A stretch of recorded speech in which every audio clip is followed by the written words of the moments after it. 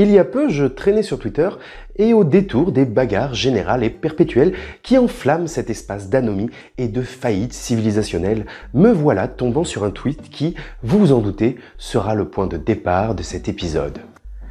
Alors accrochez-vous parce qu'aujourd'hui, et contrairement à d'habitude, on va parler de jeux vidéo. Et au moins, ça vous fera une pause dans les élucubrations de l'autre débile sur le cinéma.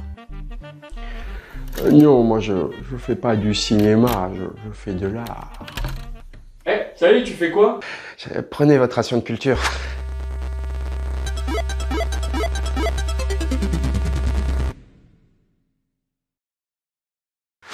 On va pas se mentir, le tweet, au fond, on s'en tamponne un peu le coquillard. Ce qui est intéressant, c'est surtout ce qu'il disait. Et en gros, le propos était... 90% des scénarios de jeux vidéo seraient tout pourris s'ils étaient transposés en film ou en roman. Arrêtez de crier au génie.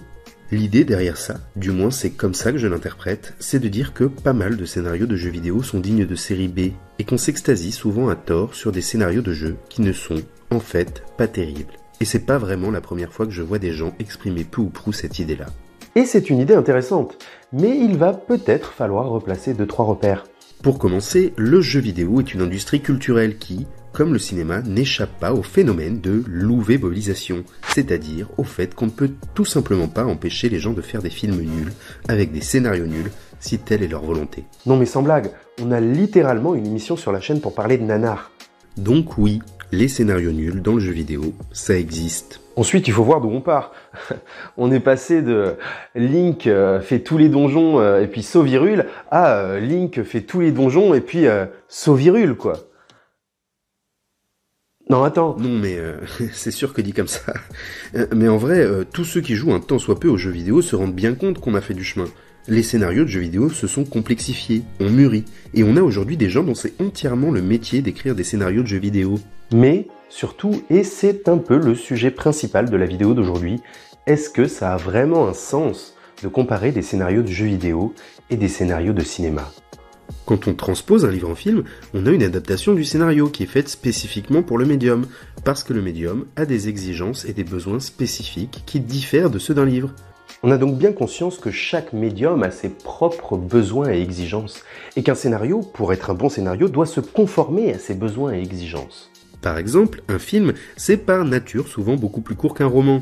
Par conséquent, l'exposition des personnages en début d'aventure est souvent réduite. On va même, dans certains cas, fusionner des personnages distincts d'un livre qu'on adapterait pour permettre au spectateur de bien comprendre ce qui se passe, tout simplement parce qu'on a moins de temps pour exposer les personnages. Pour critiquer un scénario de jeu vidéo, il faut donc avant tout comprendre quelles sont les spécificités de ce médium, et Dieu sait si elles sont nombreuses, à commencer bien sûr par l'interaction et, par ricochet, par la présence d'un gameplay et d'un game feel. Un game feel, c'est tout simplement la sensation qu'aura le joueur lorsqu'il va jouer au jeu. Vous savez, cette espèce de moment où vous ne pensez plus à rien parce que vous vous contentez de ressentir ce que vous procure le jeu. Eh bien, c'est cette chose, le game feel. Et ça change tout, parce que des choses qui seraient des inepties dans un scénario de cinéma peuvent être tout à fait concevables dans un scénario de jeu vidéo. Et inversement, c'est pour ça qu'un livre dont l'intrigue consisterait juste en un héros va combattre des monstres plantes, puis des monstres de glace, puis des monstres de feu, serait un petit peu limité. On se demanderait un peu quel message l'auteur a voulu faire passer. Mais dans le cas d'un jeu vidéo, le scénario n'est pas le seul vecteur de sens. Il n'est pas le seul moyen qui permet à l'auteur de vous transmettre une idée ou une émotion. Dans un jeu vidéo, le gameplay et le scénario travaillent normalement en coordination pour vous communiquer le sens de l'œuvre. Et ça, exactement de la même manière que dans le cas d'une œuvre cinématographique, où la réalisation et le scénario travaillent de concert. De ce point de vue-là, dire qu'un scénario de jeu fera un mauvais scénario de film, c'est un peu vaseux. D'une part parce que toute vraie transposition de qualité s'accompagnerait nécessairement d'un travail d'adaptation, et d'autre part parce que toute transposition qui ne subirait pas ce travail d'adaptation aurait, en effet, de bonnes chances d'être mauvaise. Mais pas plus que toute transposition de n'importe quel médium vers un autre sans travail d'adaptation. De la même manière qu'il est compliqué de faire la part des choses entre ce qui relève du scénario et ce qui relève de la réalisation dans un film, il est compliqué de faire la part des choses entre ce qui relève du scénario et ce qui relève du gameplay dans un jeu vidéo. Parce que tous ces éléments sont des vecteurs de sens. Ça ne veut pas dire qu'il ne faut pas essayer de chercher ce qui nous a plu dans une œuvre.